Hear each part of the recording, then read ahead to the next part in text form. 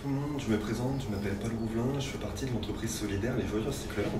Et si je suis là aujourd'hui devant vous, c'est parce qu'on vient de mettre en place nos box de recyclage pour vous permettre de faire le tri au quotidien.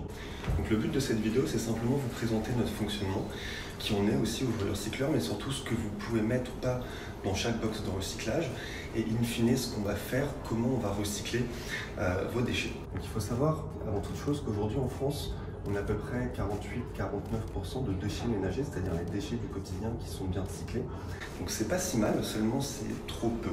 C'est en dessous de la moyenne européenne qui se situe plutôt autour de 51%, et c'est aussi en dessous des objectifs qu'on s'était fixé d'atteindre. La bonne nouvelle, c'est que théoriquement, on pourrait atteindre 100% des déchets ménagers bien recyclés en France si tout le monde faisait bien le tri, si tout était produit avec de la matière recyclable.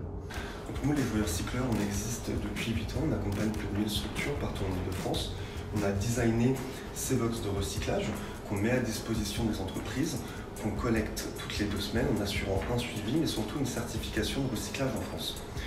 Donc on a 5 box pour toute la matière papier, carton, ce sont des box bleues. Vous pouvez retrouver en fait une box à côté de chaque imprimante, une box dans votre cafétéria et une box devant le bureau de Hugo.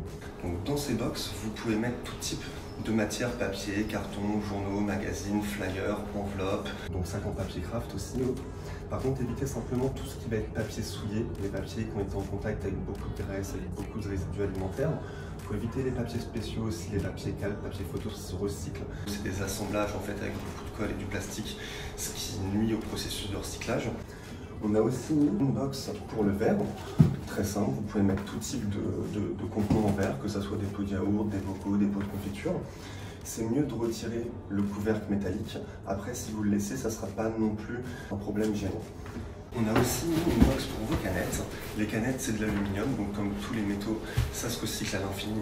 Dans cette box, vous pouvez mettre tout type de canettes en aluminium. Si on fait fondre à peu près 10 000 canettes, on aurait quasiment 10 000 canettes. Et enfin, la dernière box qu'on va mettre à votre disposition, c'est la box qu'on appelle nous la box 5 en 1, donc pour tous les petits consommables. Donc c'est une box avec 5 compartiments en fait à l'intérieur. C'est une box dans laquelle vous pouvez recycler tout ce qui est cartouches et tonnerres d'imprimante, les piles et les petites batteries, les instruments d'écriture comme les stylos, les stabilos, les ampoules et les bouchons de bouteilles en plastique qu'on donne à l'association des bouchons d'amour.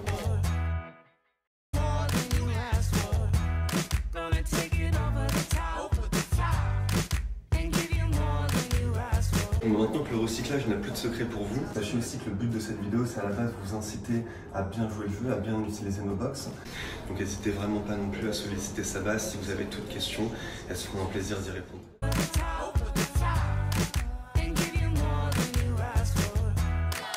Take it